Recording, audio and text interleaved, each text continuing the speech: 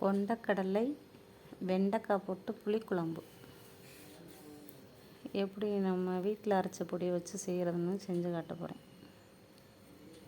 ஒரு 100 கிராம் கொண்டக்கடலை எடுத்து நேற்று நைட்டே ஊற வச்சுட்டேன். அதை கழுவிட்டு குக்கரில் போட்டு கொஞ்சோண்டு கல் உப்பு போட்டு 1 டம்ளர் தண்ணி ஊற்றி ஃபஸ்ட்டு ஹை ஃப்ளேமில் வச்சு ஒரு விசிலும் சிம்மில் வச்சு ஒரு விசிலும் போட்டு எடுத்துக்கணும். நல்லா வெந்திருக்கும். ஏன்னா நைட்டு ஃபுல்லாக ஊறினதுனால நல்லா வெந்திருக்கும். குழையாமல் இருக்கும், ஆனால் சாஃப்டாக இருக்கும். ஒரு 10-15 வெண்டைக்காய் எடுத்து நல்லா கழுவிட்டு தண்ணி வடிகட்டி வச்சுருக்கேன். அதை நமக்கு தேவையான சைஸில் கட் பண்ணி ஃபஸ்ட்டு வெறுஞ்சட்டியில் போட்டு நல்லா வதக்கணும். ஏன்னா கொஞ்சம் அந்த வளவலன்னு இருக்கும், வளவளப்பு தண்ணி வரும். அதுக்காக வெறுஞ்சட்டியில் போட்டு சிம்மிலே வச்சு நல்லா வதக்கிக்கணும். அதுக்கப்புறம் ஒரு எலுமிச்சம்பழம் சைஸ் அளவு புளி ஊற வச்சுக்கணும். அதுக்கப்புறம் கொஞ்சோண்டு ஆயில் ஊற்றி கொஞ்சம் அந்த பிசு தண்ணியெல்லாம் போனதுக்கு பிறகு ஆயில் ஊற்றி நல்லா இன்னும் கொஞ்சம் வதக்கணும். கொஞ்சம் காய் வந்து நல்லா அரைவேக்காக வர அளவுக்கு வதங்கணும். அப்போ தான் அந்த வளவளப்பு தண்ணி இருக்காது, நல்லா சாப்பிட்றதுக்கு டேஸ்ட்டாக இருக்கும், வாசமாக இருக்கும் அந்த எண்ணெய் ஊற்றி வதக்கிறதுனால.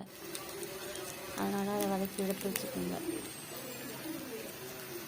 எடுத்து வச்சுட்டு அதுக்கப்புறம் ஒரு அடுப்பில் மண் சட்டியில் கருவாட்டு குழம்பு, மீன் குழம்பு, புளிக்குழம்புலாம் வச்சா அது ஒரு வாசமாக டேஸ்ட்டாக இருக்கும்.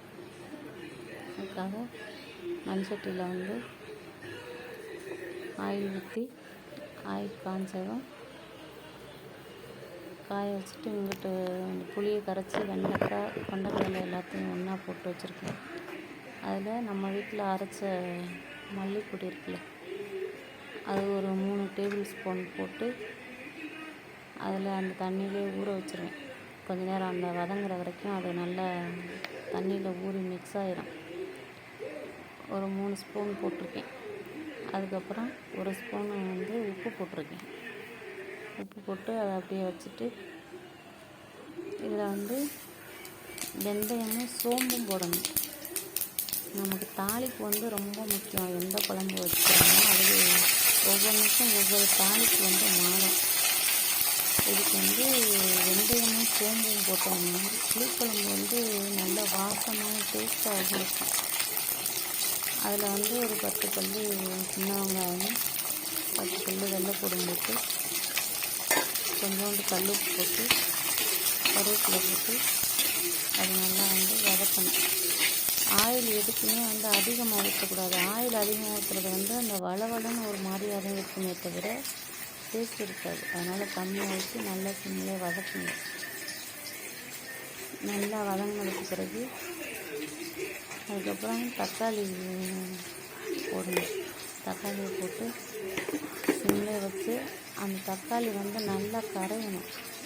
கரையிற அளவுக்கு நல்லா வேக விடுங்க. வேக வச்சதுக்கப்புறம் நம்ம குழம்பு மிளகாத்தூள் இருக்குல்ல, அதை போட்டுக்கலாம். குழம்பு மிளகாத்தூளுமே நான் வீட்டில் தான் அரைச்சி வச்சுருக்கேன், கடையெல்லாம் வாங்க மாட்டேன். மிளகாயை வந்து காம்பை கிள்ளிட்டு குண்டு மிளகாய் தான் அரைப்பேன், குத்து மிளகாய் அரைக்கிறதில்ல. அதனால் குண்டு மிளகாயை வந்து நல்லா காம்பை வந்து கிள்ளிட்டு நல்லா காய வச்சுட்டு அரைச்சோம் அப்படின்னா நல்லா கலராக இருக்கும், நல்லா காரமாகவும் இருக்கும்.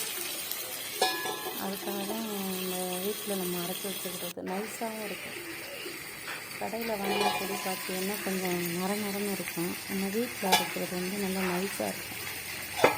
அது நல்லா வாசமாகவும் டேஸ்ட்டாகவும் இருக்கும்.